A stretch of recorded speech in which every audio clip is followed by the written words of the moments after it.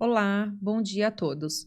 O meu nome é Fernanda Bueno, sou advogada do Sindicato Rural de Araraquara e hoje venho falar um pouco com vocês sobre as alterações da NR 31. Muito tem se falado das alterações que nossa antiga norma regulamentadora, a NR 31, sofreu. Para relembrar um pouquinho, a NR 31 é aquela que fala sobre a segurança e saúde do trabalho na agricultura, pecuária, silvicultura, exploração florestal e aquicultura. As alterações foram publicadas através de uma portaria em outubro do ano passado, que entrará em vigor em outubro deste ano.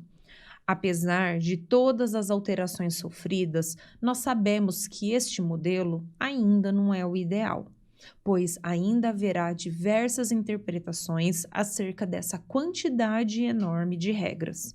Mas, independentemente disso, essa será a ferramenta que mais se aproxima da nossa realidade.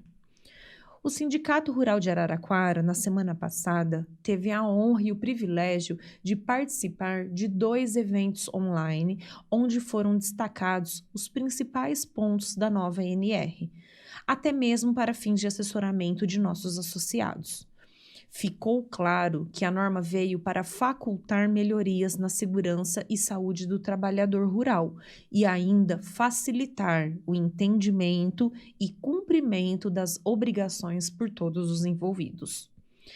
Digo aqui facultar, pois nós sabemos que o produtor e o empresário rural que trabalha corretamente cumprirá esta ou qualquer outra regra em prol do seu empregado, diferentemente daqueles outros que não cumprem nenhuma regra. Houve com essa mudança uma harmonização entre as normas já expostas na antiga NR e a atual, bem como houve também uma harmonização entre a NR 31 e outras NRs existentes, essas com fundamento focado para o urbano, tais como a NR 17, que trata de ergonomia, a 35, que fala do trabalho em altura, 31 e 33, que trata da segurança em altura em espaços confinados. A intenção do governo em relação a toda essa alteração foi privilegiar as soluções de eliminação de perigos para os trabalhadores, mas com a observância das peculiaridades do setor rural, pois muitas NRs que foram feitas exclusivamente para o meio urbano, elas acabavam sendo levadas para o meio rural, sem a devida observância dessas mesmas peculiaridades, unicamente por falta de previsão em nossa norma específica. A projeção desta NR para outras NRs ainda poderá ocorrer sim, mas apenas em casos específicos e desde que expressamente descrito na NR 31, evitando-se assim a insegurança jurídica que era causada anteriormente. Novidade aqui é a dispensa do PCMSO, que é o Programa de Controle Médico de Saúde Ocupacional, e do PPRA, que é o Programa de Prevenção de Riscos Ambientais, pois eles foram criados para o trabalhador urbano e, na falta de previsão legal, foram utilizados no meio rural.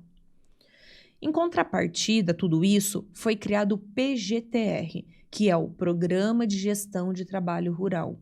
Esse PGTR será uma ferramenta online disponibilizada pelo governo.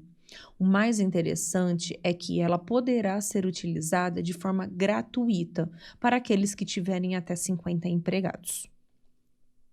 Esse programa ele irá contemplar todos os possíveis riscos sofridos pelos empregados na função desempenhada e irá detalhar todas as medidas que deverão ser tomadas para a eliminação dos riscos, ou ainda a avaliação daqueles riscos que não possam ser completamente eliminados com as medidas de prevenção.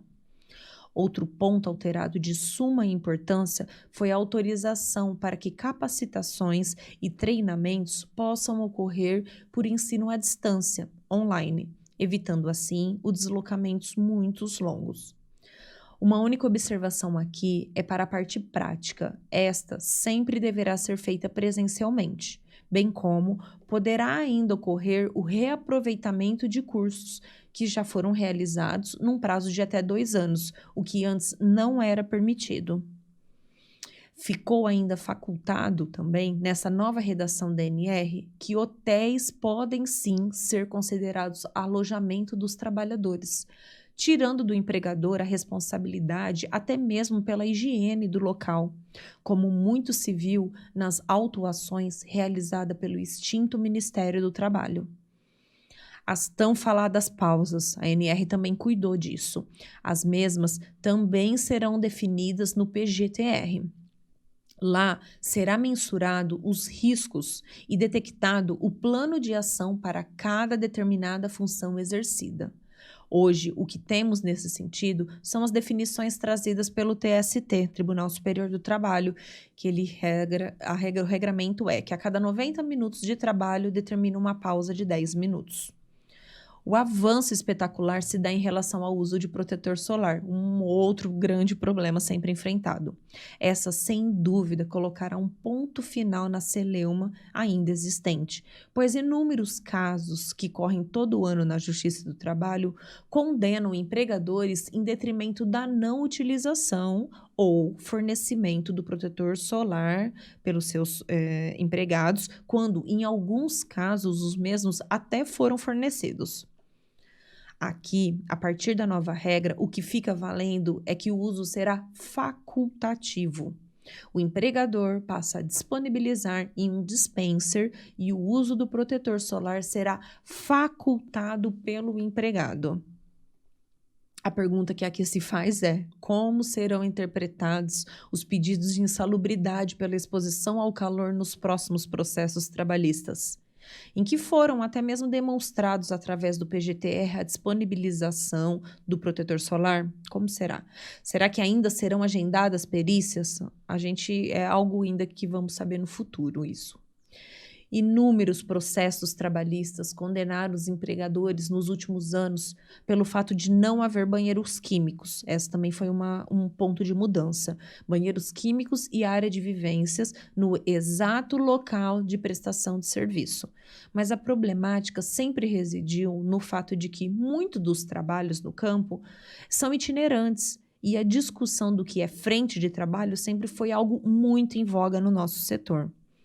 Agora, temos que algumas das obrigatoriedades da NR31 não irão mais se aplicar às atividades que sejam consideradas itinerantes, desde que seja garantido o acesso às instalações sanitárias e aos locais de trabalho, locais para refeição. E isso é um grande avanço.